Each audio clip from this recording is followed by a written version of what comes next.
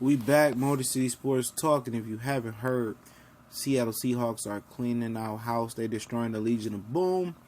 Everybody up for sale, pretty much besides Cam Chancellor, because he suffered a neck injury that potentially could be career-threatening. But Richard Sherman is expected to be released before the free agency period kicks off in a few days. And Richard Sherman, Earl Thomas, they listen to offers for him. It's your boy CJ Goodfellow. We back. Motor City Sports Talk. Stand up. We in the building. And should the Lions make a run at any of these guys? I say no to Richard Sherman. I believe you have a guy in Tease Tabor who's built in the mold of Richard Sherman. And who will get better. I'm more of a person that wants to bring in more of a bridge DB. More of a Malcolm Butler type of guy. I hear people saying EJ Gaines. But the Lions do need a veteran defensive back. And if Tabor isn't ready to start, and then, it's Richard Schaefer. But you got to look. What New England does it cater to what Richard Sherman can do, especially coming off an Achilles injury. And this is a good fit for him. He's a cover 3 corner. Likes to play on that right side of the field. Him and Slay will be nasty, but scheme wise, will it fit with what Matt Patricia wants to do? And at worst, Sherman can move to safety, but I just don't. I think it's an unnecessary move for the Lions that need to be made. It doesn't need to be made. Excuse me.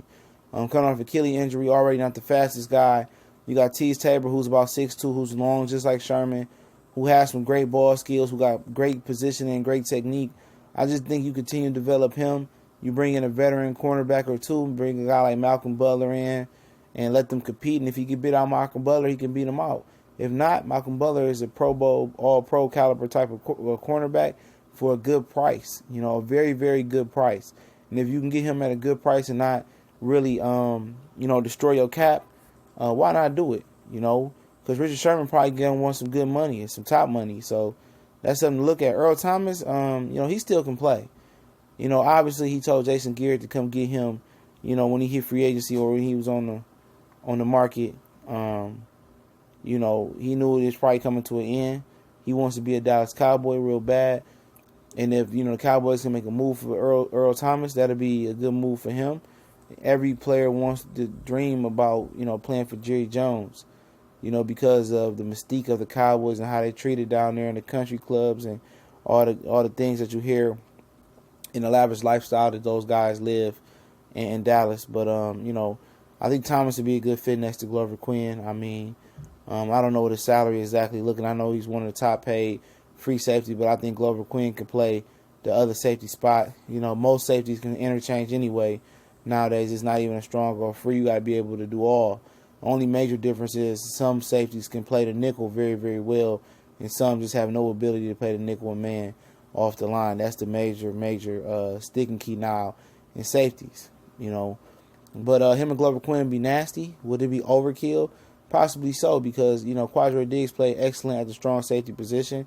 You have guys that's significantly cheaper, and Eric Reed who brings probably a little bit more of an attitude than Earl Thomas do. When you're talking about a punisher in the box, you're talking about an Eric Reed, a guy that can play the nickel better than Earl Thomas, I believe, at this point in his career.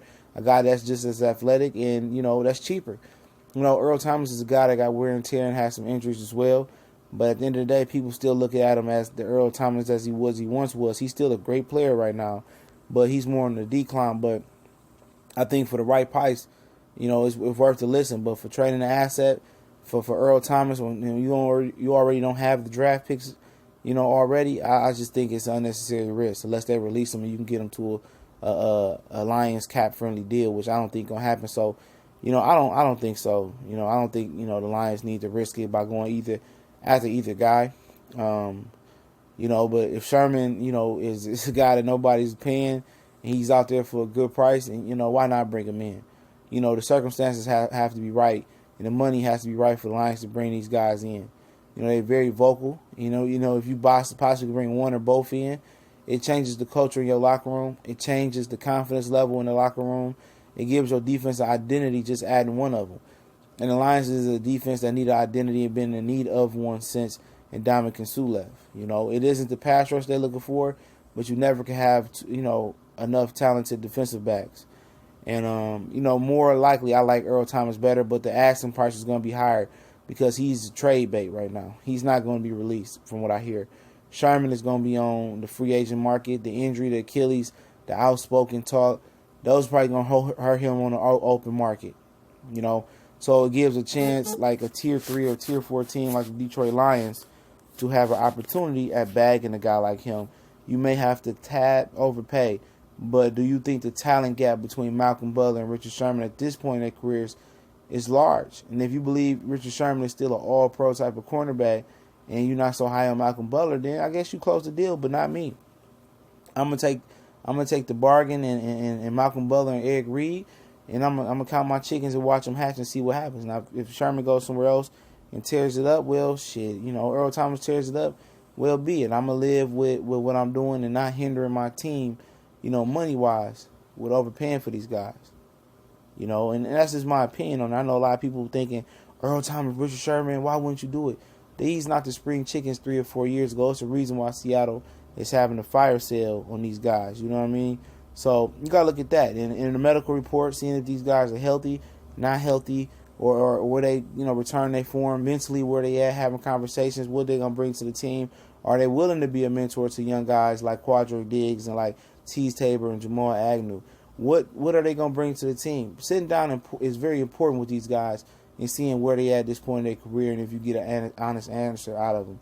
Are they willing to mentor, some of these guys, into becoming stars or into becoming solid professional guys? And if they are, they are. And if they can beat these guys out, they're gonna be a starting job and give the Lions a new identity. But from my point of view, and my vantage point, I'm good. There's too many other options out there for cheap that I can get that's younger, stronger, healthier, and faster. And that's just my opinion. I take the alternate route on this one. I'll let somebody else, that's on the verge of winning the Super Bowl, bag one of these guys.